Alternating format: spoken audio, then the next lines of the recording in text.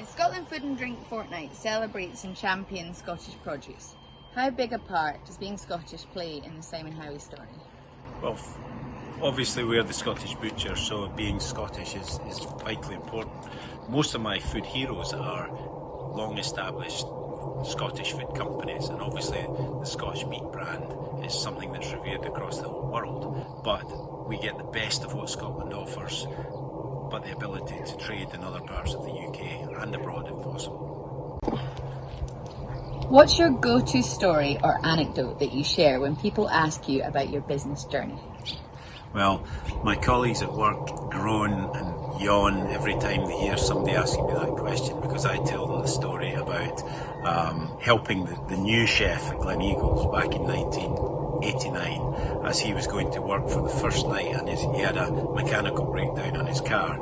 I managed to get him going and off he went, and he made it that night, and from that point onwards we got together and he managed to allow me to supply him as a secondary supplier, and to this day, 30 odd years later, we're still supplying Gleneagles that are very important. But probably one of the biggest milestones for me was being sat next to the two top guns from Sainsbury's early 2000s, and we had just got our haggis into supermarkets and we were working away. The products were getting on shelf, but it was a real slog, if I'm honest. They said they had a problem with self-over counters. I told them what I thought they should do, and they gave me this amazing opportunity to take all our serve-over counters into Sainsbury's, and from that point onwards we got all the other supermarkets on board, and we have 60 odd active lines in the big 6 supermarkets now. So yeah, Gleneagles was a big milestone for us, but there have been a number of others that have been equally as big, and I think the Sainsbury's one sort of tops it all. What was your favourite Scottish dish growing up on the farm?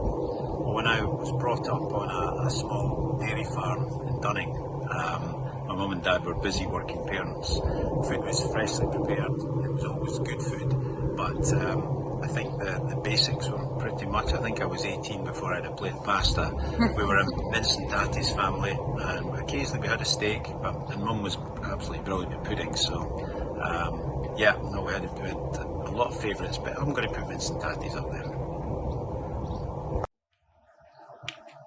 What Simon Howie product has the biggest story to tell for you? We've got today some real hero products in our business, and without them we wouldn't be the business we are today. I could talk to you for half an hour on where dry cure baking is working and how well it's doing and the volume it's driving through our business, but I really got to hark back to the game changer for us in a product was getting our haggis into the supermarkets. It was the thing that allowed us to move from being a village butchery business to supplying the supermarkets, and without haggis we wouldn't have got that opportunity, it wouldn't have been bacon or sausages that allowed that. So I'm going to say haggis. We've gone from the very first year getting an order for 30,000 haggis for the first supermarket, which we said no problem, we'll do that, and we worked literally night and day to try and get it out the door. It was a real back-breaking exercise.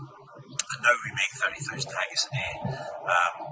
We've gone through the full journey. We've over 60% of the category now is our product, and we've even put haggis into space, which our crazy marketing team came up with a few years ago. And we, out of this little paddock just to my left here, we let a balloon go up with a haggis that went to 107,000 feet above Earth, and then crashed down in East Lothing over my right shoulder. So haggis has to be the one.